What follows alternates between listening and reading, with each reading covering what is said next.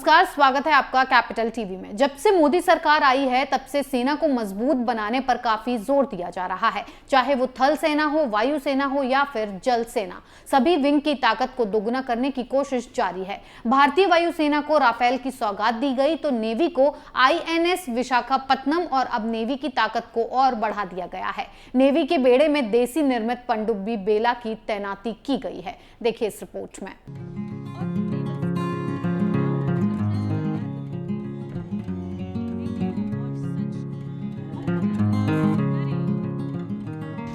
देश की नौसेना की शक्ति में दोगुना बढ़ोतरी करते हुए भारतीय नौसेना ने पनडुब्बी INS वेला को नेवी के बेड़े में शामिल किया। नौसेना को कलवरी श्रेणी की पनडुब्बी परियोजना 75 के तहत कुल 6 पनडुब्बियों को सेवा में शामिल करना है। वेला सेवा में शामिल की गई श्रेणी की चौथी सबमरीन है। INS वेला का निर्माण जुलाई 2009 में शुरू हुआ था। इस पनडुब्बी का नाम मई 2019 में INS वेला रखा गया, जिसे व्यापक प्रणाली, मशीनरी और हथियार परीक्षणों के बाद MDL ने इसी महीने भारतीय नौसेना को सौंप दिया। INS वेला में पनडुब्बी संचालन के पूरे स्पेक्ट्रम को शुरू करने की क्षमता है। आज की गतिशील और जटिल सुरक्षा स्थिति को देखते हुए इसकी क्षमता और मारक क्षमता भारत के समुद्री हितों की रक्षा के लिए नौसेना की क्षमता को बढ़ाने में महत्वपूर्ण भूमिका निभाएगी। एक बार गोता लगाने के बाद यह सबमरीन वास्तव में बहुत प्रभावशाली तरीके से और चुपके से पूरी ताकत के साथ अपना लक्ष्य भेदने में सक्षम है। INS वेला पनडुब्बी का पहला संस्करण 31 अगस्त 1973 को सेवा में शामिल किया गया था, जिसे 25 जून 2010 को सेवा से हटा दिया गया था। इसने 37 सालों तक राष्ट्र की महत्वपूर्ण सेवा की थी। इस मौके पर नौसेना प्रमुख एडमिरल करमबीर सिंह खुद मौजूद थे।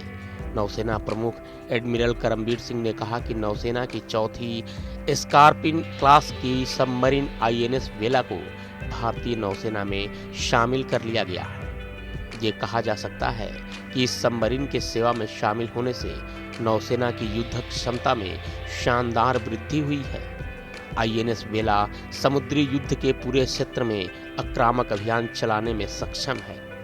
कोविड की वजह से हमें कुछ परेशानी हुई, लेकिन हमारी टीम ने बहुत मेहनत की। नौसेना प्रमुख एडमिरल करमबीर सिंह ने कहा, INS वेला में पनडुब्बी संचालन के पूरे स्पेक्ट्रम को शुरू करने की क्षमता है। आज की गतिशील और जटिल सुरक्षा व्यवस्था को देखते हुए इसकी क्षमता पर कोई शक नहीं किया जाना चाहिए।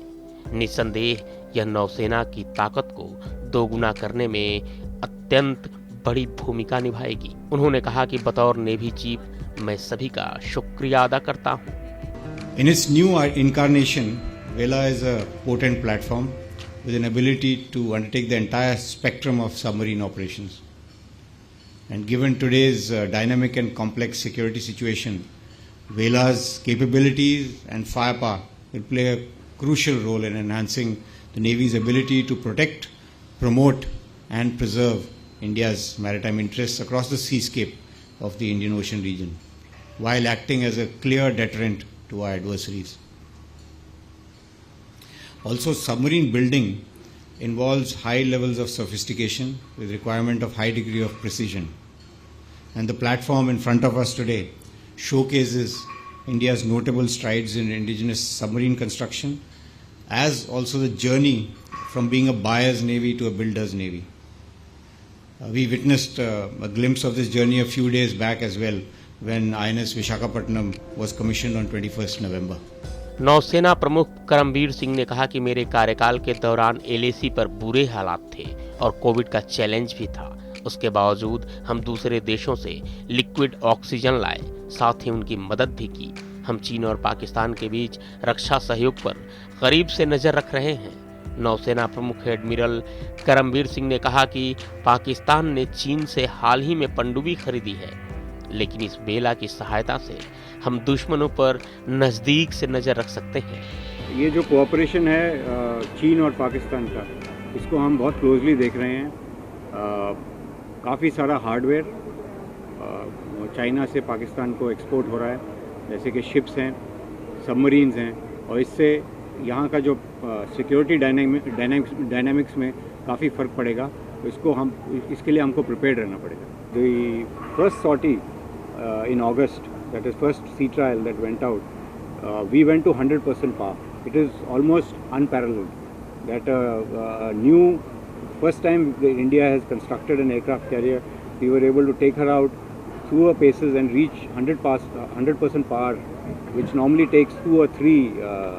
So I'm very confident that an excellent work has been done by our team at Cochin Shipyard and the carrier acceptance trials team and everybody else involved in this. So the second trial, I went on board, I saw the ship, it was coming up very well, and to my mind, I think we should commission her by the August of next year. Submarine में advance acoustic silencing technique का इस्तेमाल किया गया है। रेडिएटिस noise level भी इसमें बहुत कम है, यानी यह आवाज बहुत कम करती है।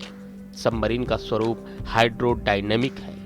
सटीक गाइडेड निशाना लगाने की ताकत रखने वाली ये सबमरीन दुश्मन को अपंग बना सकती है।